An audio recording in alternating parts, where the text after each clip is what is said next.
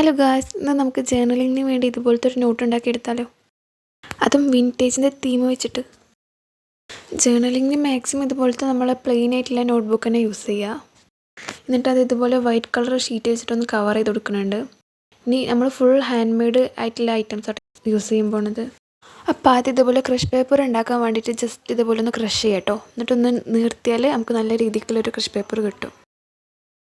ഇനി ഇത് റഫായിട്ട് ഇതുപോലെ കൈ കൊണ്ട് തന്നെ ഒന്ന് കീറിയാൽ മതി കേട്ടോ. ഇനി ഇതിന് ഗ്ലൂ അപ്ലൈ ചെയ്തിട്ട് ഏതെങ്കിലും കോർണറിൽ ഇതുപോലെ ഒട്ടിച്ച് കൊടുക്കുക കേട്ടോ. ഇനി ഇതുപോലെ ഒരു പേപ്പർ എടുത്ത് നല്ലോണം ക്രഷ് ചെയ്യാനുണ്ട് കേട്ടോ. എന്നിട്ട് അതിൻ്റെ എഡ്ജസൊക്കെ ഒന്ന് ഈവനായി കട്ട് ചെയ്തിട്ട് ഒരു ഷാർപ്പായിട്ടുള്ള ഡിസൈൻ വെച്ച് കട്ട് ചെയ്യുക. എന്നിട്ട് വേണ്ടിയോടത്ത് ഇതുപോലെ ഒന്ന് ഒട്ടിക്കുക. പിന്നെ ഞാൻ ഇത് ഉണ്ടാക്കിയെടുക്കാൻ വേണ്ടിയിട്ട് ഒരുപാട് സ്റ്റിക്കേഴ്സും കളേഴ്സൊന്നും യൂസ് ചെയ്തിട്ടില്ല. ആകെ ഒരു ബ്രൗൺ കളർ തന്നെ ലൈറ്റ് ആക്കിയിട്ടും അതിൻ്റെ ഡാർക്ക് ഷെയ്ഡ് ആക്കിയിട്ടൊക്കെയാണ് യൂസ് ചെയ്തിട്ടുള്ളത്. പിന്നെ എന്ത് ഡിസൈൻ വേണമെങ്കിലും വരക്കട്ടോ, അതൊക്കെ ഓരോരുത്തരുടെ ചോയ്സാണ്. ഇവിടെ ഒരു ചെറിയൊരു തോട്ട് എഴുതി വെക്കണം, അതിനാണ് ഇതുപോലെ സിമ്പിളായിട്ടൊരു ഡിസൈൻ ചെയ്യുന്നത്. സംഭവം ഇതെങ്ങനെ ഉണ്ടാവുമെന്നൊന്നും അറിയില്ല, എന്തായാലും നമുക്കൊക്കെ റെഡി ആക്കിയിട്ട് നോക്കാം. ആദ്യം പെൻസിൽ കൊണ്ടൊന്ന് വരച്ചിട്ട് ജസ്റ്റ് ഇതുപോലെ ഒന്ന് വാട്ടർ കളർ യൂസ് ചെയ്ത് ഒന്ന് കളർ ചെയ്യുക കേട്ടോ. കളർ ചെയ്യുമ്പോൾ കുറച്ചൊക്കെ ബോർഡർ ഇട്ട് പുറത്ത് വെച്ചിട്ട് കുഴപ്പമൊന്നുമില്ല കേട്ടോ. എന്നാലും മാക്സിമം വൃത്തിക്ക് തന്നെ ചെയ്ത് തീർക്കാൻ നോക്കുക. ഈ ഒരു ബ്രൗൺ കളർ കിട്ടാൻ വേണ്ടിയിട്ട് നമുക്ക് വാട്ടർ കളർ തന്നെ വേണം നിർബന്ധമൊന്നുമില്ല. കുറച്ച് കോഫി പൗഡർ കയ്യിലുണ്ടെങ്കിൽ അതൊന്ന് വെള്ളത്തിൽ മിക്സ് ചെയ്താൽ ഇതിലേറെ ഭംഗിയുള്ളൊരു കളർ നമുക്ക് കിട്ടും. ഞാൻ പിന്നെ ഏതായാലും വാട്ടർ കളേഴ്സൊക്കെ വെറുതെ ഇരിക്കല്ലേ വിചാരിച്ചിട്ടോ കോഫി പൗഡറൊന്നും യൂസ് ചെയ്യണത്. ഇനി ഇതുപോലെ നമുക്ക് പെന്ന് യൂസ് ചെയ്തിട്ട് എല്ലാ പിക്ചറിൻ്റെയും ബോർഡറൊന്നൊക്കെ ഒന്ന് ഹൈലൈറ്റ് ചെയ്ത് കൊടുക്കുക, ഒന്നുകൂടെ ഭംഗിയുണ്ടാവും.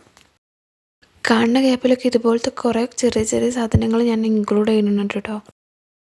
ഈ വിൻറ്റേജിൻ്റെ തീം എന്ന് പറഞ്ഞാൽ തന്നെ പഴയ കാലത്തെ കുറച്ച് ഡിസൈൻസ് സിമ്പിളായി വരച്ചാൽ തന്നെ നമുക്കൊരു എലഗൻ ലുക്ക് കിട്ടും കേട്ടോ. എന്തായാലും ജീവിതം എന്ന് പറഞ്ഞാൽ കുറച്ചൊക്കെ കഷ്ടപ്പെട്ടിട്ടും കുറച്ചൊക്കെ ഇഷ്ടപ്പെട്ടിട്ട് ജീവിക്കണ ഒരു സാധനമാണല്ലോ.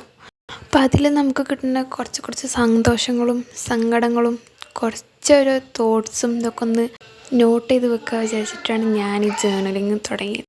എന്തായാലും എഴുതി കഴിഞ്ഞിട്ട് കുറേ കാലം കഴിഞ്ഞിട്ട് നമുക്കിതൊക്കെ എടുത്ത് നോക്കുമ്പോൾ ഒരു രസക്കാരം. നമ്മളൊരു കാലത്ത് ഇങ്ങനെയൊക്കെ ഇനല്ലേ എന്ന് നമ്മളെന്നെ ഓർത്തു പോകും. ഒരു രസമല്ലേ നമുക്ക് വേണ്ടിനെ ടൈം സ്പെൻഡ് ചെയ്ത് നമ്മളെ കാര്യങ്ങളൊക്കെ ഒന്ന് എഴുതി വെക്കുക എന്നുള്ളത്. പിന്നെ ബി യുവർ സെൽഫ് എന്ന് പറയുന്ന ഒരു കാര്യം മസ്റ്റ് ഇമ്പോർട്ടൻ്റ് ആയിട്ടുള്ളൊരു കാര്യമാണ് കേട്ടോ. ഏതൊരു സിറ്റുവേഷൻ വന്നാലും നമുക്ക് നമ്മളെ വിട്ടുകൊടുത്തിട്ടുള്ളൊരു കളി വേണ്ട അവിടെ.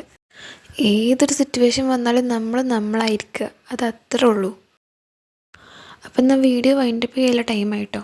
അപ്പോൾ വീഡിയോ ഇഷ്ടപ്പെട്ടാൽ ലൈക്ക് ചെയ്യുക, ഷെയർ ചെയ്യുക, സബ്സ്ക്രൈബ് ചെയ്യുക, ഇതൊന്നും മറക്കണ്ട കേട്ടോ.